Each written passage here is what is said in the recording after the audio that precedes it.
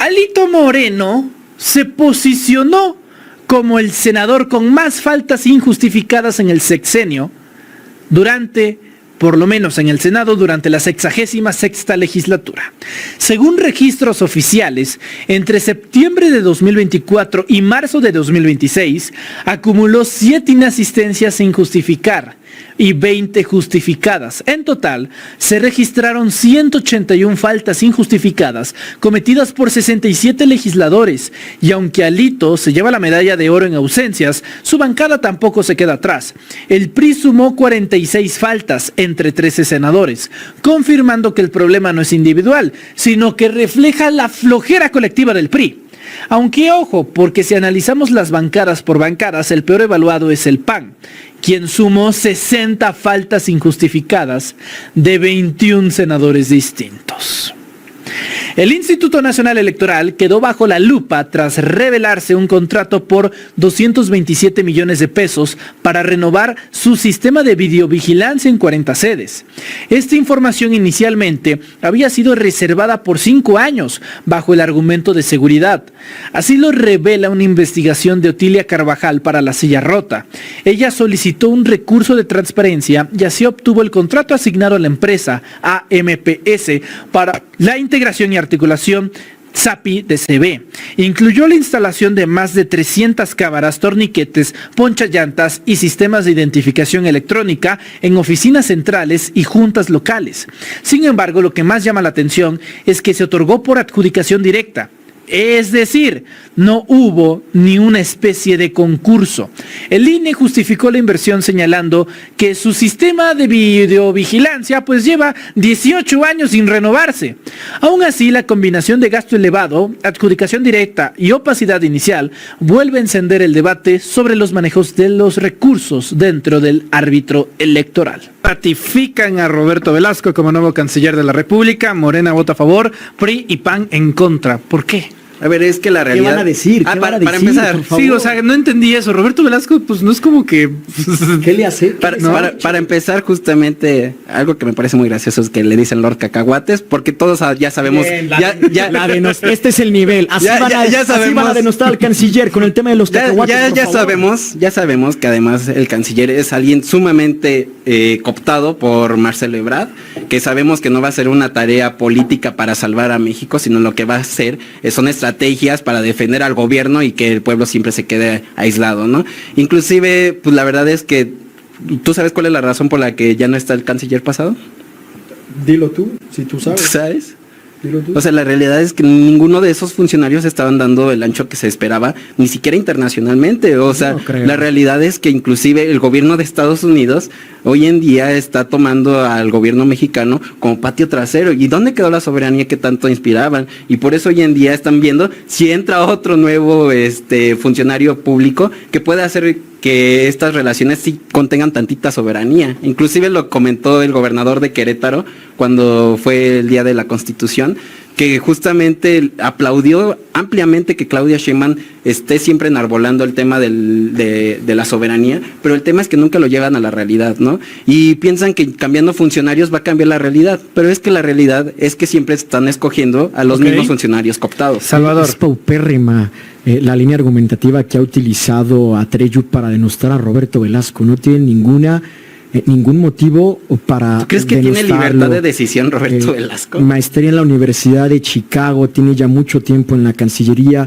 ¿Por qué mejor no hablamos? Si pudiera Atreyu decirme algo sobre su currícula y que me diga, mira, yo creo que este tema... ¿Por qué él no va a tomar decisiones? No empata. Yo creo que todo empata. A lo mejor él no va a tomar decisiones. Mucho mejor que estuviéramos teniendo un debate sobre cuál es el currículum de Roberto Velasco, que a mí se me hace que tiene todas las cartas credenciales. Muy joven, ¿no? Es muy joven. ¿Por qué quisieras defender a un funcionario que ni va a tomar decisiones? O sea, esa es mi pregunta. ¿Tú por qué dices que no va a tomar decisiones? Porque está cooptado por Marcelo Ebrard y toda la cúpula morenista. O sea, la realidad es que no importa cuántos títulos de la escuela de López Obrador, México ha sido más soberano de Estados Unidos que nunca. Hemos tenido a un presidente... Y además son incongruentes. Hemos tenido a un presidente de Estados Unidos, Donald Trump, que ha sido especialmente agresivo. Y además son incongruentes como no tienes idea. Y con la región. Y aún así hemos podido llevar una buena relación. ¿En dónde estudió Velasco? En la escuela de Chicago, nosotros ¿no? no nos hemos puesto de tapete como se han puesto históricamente los gobiernos anteriores. Obviamente. ¿Te acuerdas cómo Vicente Fox manejó No, el es tema? que Claudia Sheinbaum lleva una relación de Fox? cooperación. Pues Ese es el chiste más grande que han dicho en todo este sexenio. ¿Y qué proponen ustedes?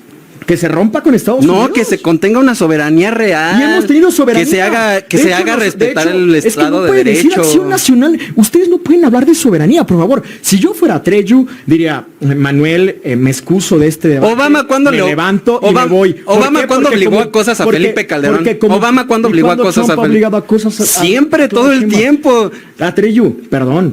Ni siquiera tiene una relación de respeto. Te excusabas de participar. Trump se burla de Sheinbaum. Ustedes no creen en la soberanía. Se burla de Sheinbaum en Dallas. Yo solo te digo que los panistas de antaño no eran tan vendepatrias como ustedes. Defiendes a Lili Telle que pide la intervención de Estados Unidos en México. ¿Cómo puedes hablar de soberanía si tu partido pide abiertamente? Trump se burla de Sheinbaum en sus conferencias y Sheinbaum no dice nada. ¿Por qué ustedes quieren hablar de soberanía cuando apoyan una intervención estadounidense en suelo mexicano? Eso claro que no. No tienen cara. Claro que eso sí, no es la han pedido en múltiples ocasiones. ¿Quién ha autorizado que hayan venido entidades del gobierno y militares a México? Ha sido el Senado. A ver, ¿quién tiene la mayoría? Son ustedes. O sea, ustedes son los que han autorizado que pisen gringos suelo mexicano. Vamos con una conclusión de un minuto cada quien. Digo algo súper rápido. A ver, si Acción Nacional y la oposición fueran una oposición de Estado, una oposición responsable, cerraban filas con la presidenta ante algún embate externo o extranjero como lo hacen las democracias consolidadas del mundo. ¿Qué acción no ha se hecho pondrían a boicotear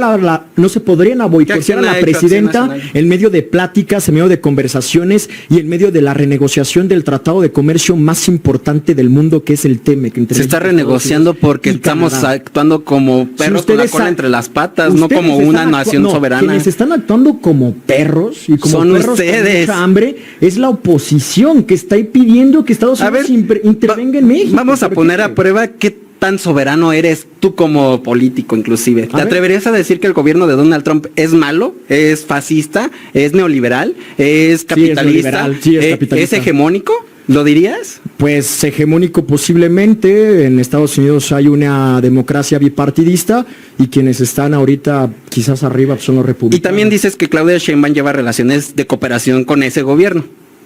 Claro. Con un gobierno neoliberal, fascista, hegemónico, capitalista. Somos socios comerciales de Estados Unidos. Es que no tiene ninguna salida. Si llevan acciones de cooperación con un gobierno que llaman con esos nombres, pues son parte de ese proyecto. Y si no llevan una relación de cooperación, significa que en realidad no hay acuerdos entre Estados Unidos y México, sino que todo lo que están diciendo es un pretexto. Deberían de ser una oposición. ¿Qué tiene que ver Acción Nacional si ustedes tienen todo el poder? Una oposición republicana. ¿Qué tiene que ver Acción Nacional si ustedes tienen todo el poder? Ya hubiéramos vendido la mitad del territorio. Ok, Atrello, 30 segundos. La verdad es que lo que estamos viendo hoy en día es un gobierno derrotado, no solamente en narrativa, sino en sus políticas públicas. Y lo que está pasando es que ni siquiera reconocen los errores. Y no solamente lo estamos viendo en megaproyectos y proyectos faraónicos como fue el AIFA o el Tren Maya o la refinería Dos Bocas, que muchas veces, que inclusive ya se inundó, ¿no? Sino lo que estamos viendo es que es un gobierno que no sabe aceptar errores. Y eso es muy peligroso para las democracias, porque si los gobiernos no saben aceptar errores, no existe forma de que los resuelvan. La historia te juzgará, Treyu, a ti y a todos quienes están boicoteando al gobierno en medio de las conversaciones en la época más importante de nuestra relación con Estados Unidos, en medio de un contexto internacional. Me voy a atascar la boca de razón de lo que estoy diciendo. Jamás. Bueno, pues ahí está el debate. Muchas gracias, Atrello. Gracias, Manuel. Gracias, Salvador. Gracias, Manuel. La Suprema Corte de Justicia de la Nación volvió a ponerle un alto a Ricardo Salinas Pliego. El máximo tribunal desechó 2 recursos con los que el usurero pretendía apartar a ministras del análisis de su amparo contra la Unidad de Inteligencia Financiera.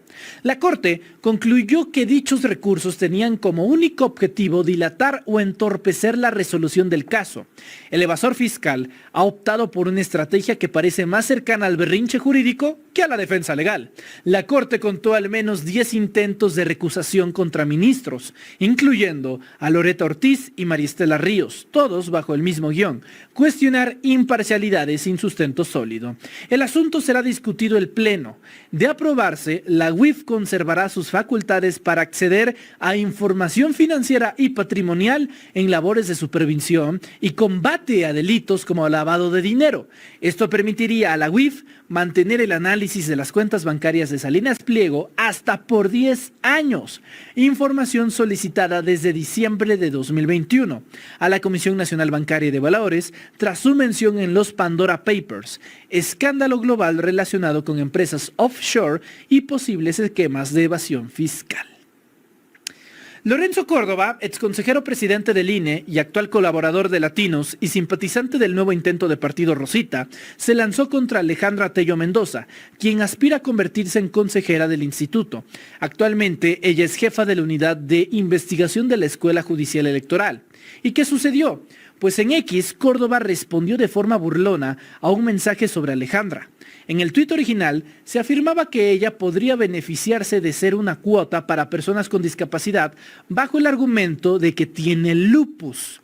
Córdoba respondió no bueno, y como contexto, el lupus es una enfermedad autoinmune crónica con síntomas como dolor constante, fatiga extrema e hinchazón de las articulaciones. La propia Alejandra reconoció que este asunto de las acciones afirmativas deben ser debidamente analizadas por el INE, no por Lorenzo Córdoba.